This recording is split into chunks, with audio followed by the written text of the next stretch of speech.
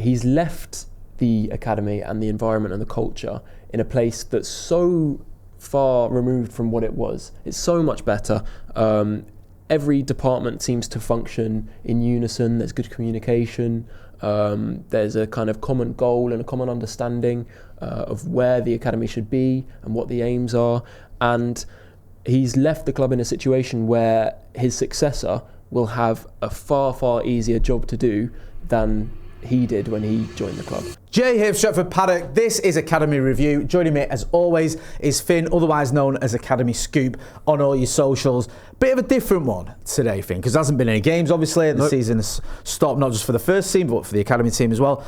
But a sort of a big news story last week, which you were all over, as you always are when it comes to the Academy news, was Nick Cox leaving Manchester United, going to Everton.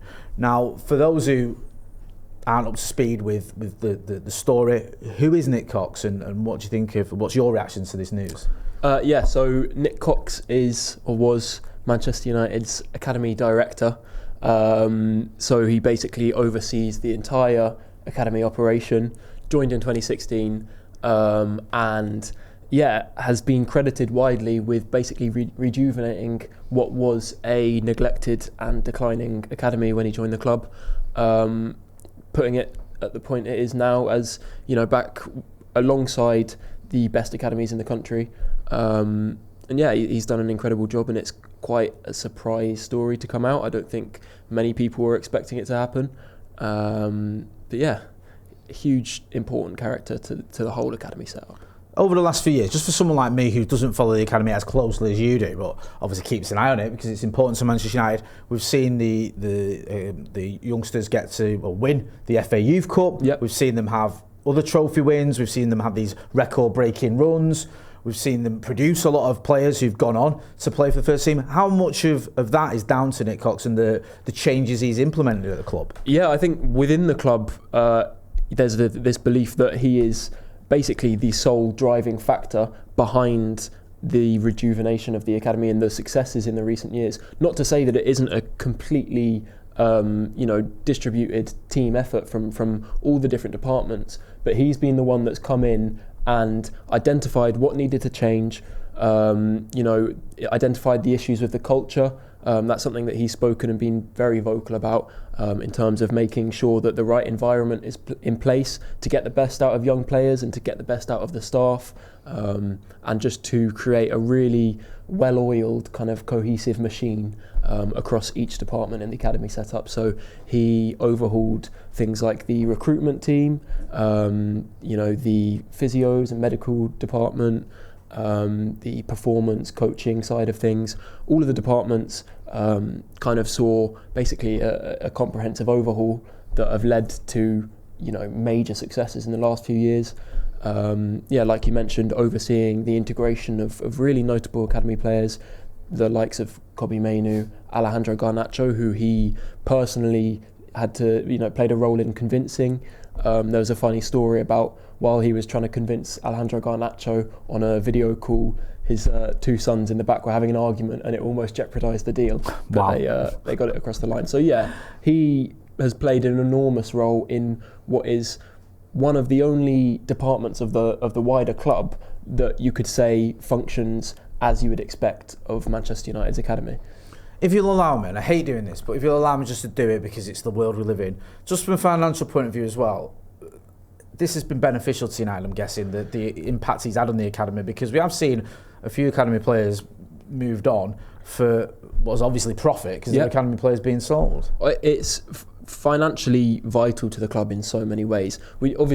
Profit shouldn't be the forefront consideration of a club, but it's, I'd say, the most profitable part of the club because it operates annually on the same budget as basically one medium first team player. I read an article by Andy Mitten a while ago and he referenced Victor Lindelof's salary as being relatively equivalent to the budget that the whole academy operates on, which really puts things into perspective because it's a pillar of the club.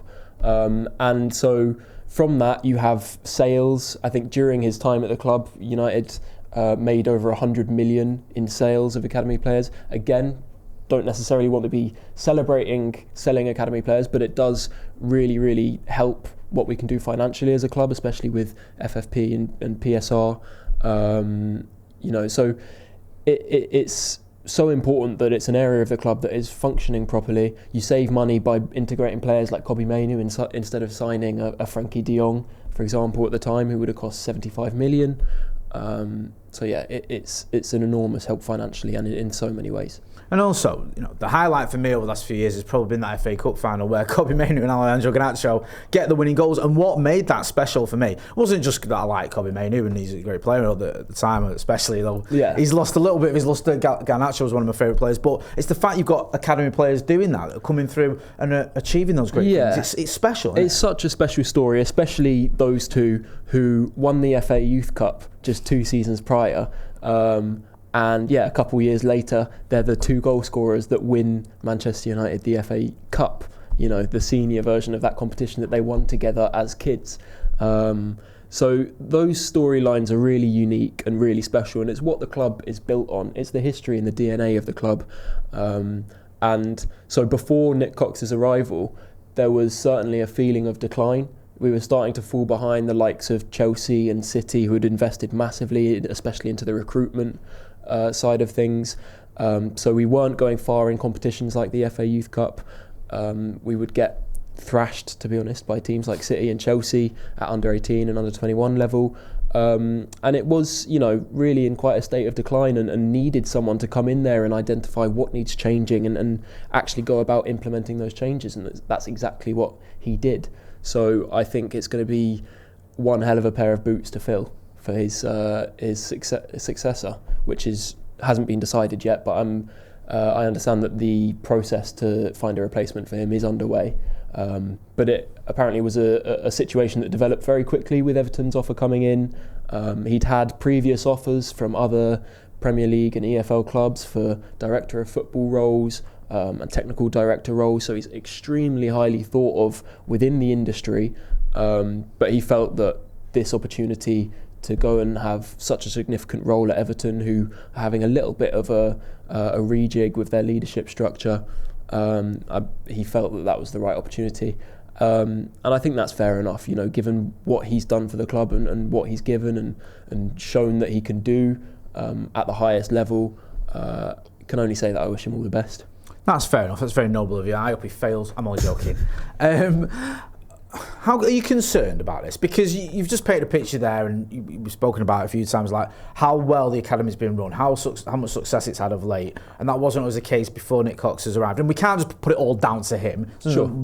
It's all on him. There's other people that are involved, obviously, very heavily, and they all deserve credit, as you've pointed out. But are you worried about the fact you're losing such a vital figure who's had so much success over the period of time, being given a job to do, and he's done it as well as anyone could have hoped?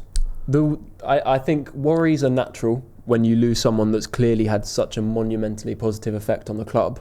But what I'd say is he's left the academy and the environment and the culture in a place that's so far removed from what it was. It's so much better. Every department seems to function in unison. There's good communication. There's a kind of common goal and a common understanding of where the academy should be and what the aims are.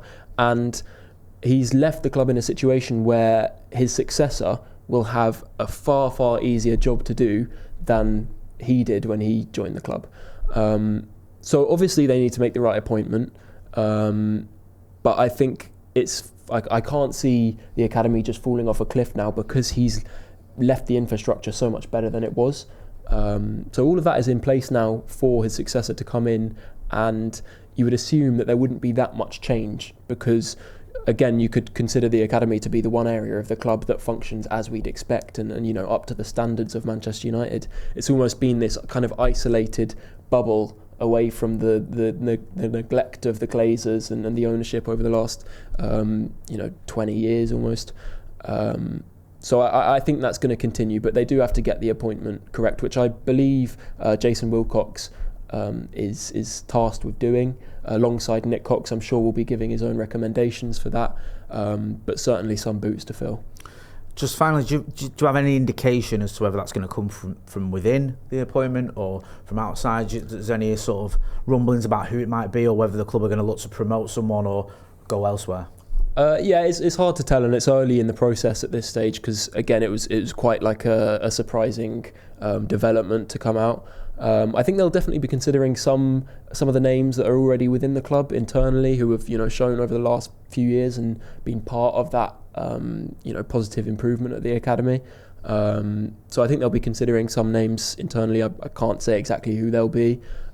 There's also been talk of Jim Fraser, who worked at Chelsea for many years during a very, very successful period for them, winning God knows how many FA Youth Cups, and obviously they had that success in the Champions League, which was kind of underpinned by a really high amount of academy graduates within that squad. So he's someone that's highly thought of within the industry and has been linked to a move.